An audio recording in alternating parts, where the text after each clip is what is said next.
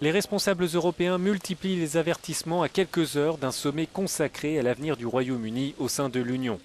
Le Premier ministre britannique termine une série de déplacements pour rallier les États membres à sa cause, mais les dirigeants ne cachent pas leurs inquiétudes. Nous n'avons pas de plan B, nous avons un plan A. Le Royaume-Uni restera dans l'Union européenne. Clairement, l'Union européenne n'a jamais été dans une situation aussi dramatique que cette semaine.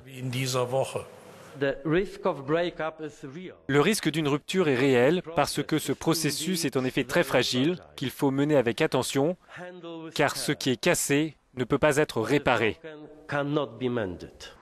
David Cameron souhaite donner plus de pouvoir aux parlements nationaux pour rejeter un projet législatif européen. Sur ce point, Londres peut compter sur le soutien de plusieurs pays membres.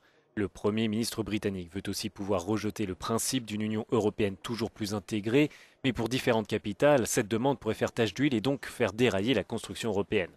Londres souhaite aussi s'assurer que les États non membres de la zone euro ne soient pas mis de côté. Or, certaines capitales, comme Paris, ne veulent pas donner pour autant un droit de veto au Royaume-Uni. Enfin, le point le plus controversé concerne les aides sociales aux travailleurs issus de l'Union. David Cameron veut pouvoir les suspendre pendant 4 ans, une mesure rejetée fermement par les pays d'Europe de l'Est. Le sommet européen s'annonce donc particulièrement délicat pour le Premier ministre britannique. David Cameron souhaite obtenir un accord pour pouvoir organiser dès le mois de juin un référendum et convaincre ses électeurs de rester membres de l'Union. En revanche, un échec signifierait un pas de plus vers une éventuelle sortie du Royaume-Uni.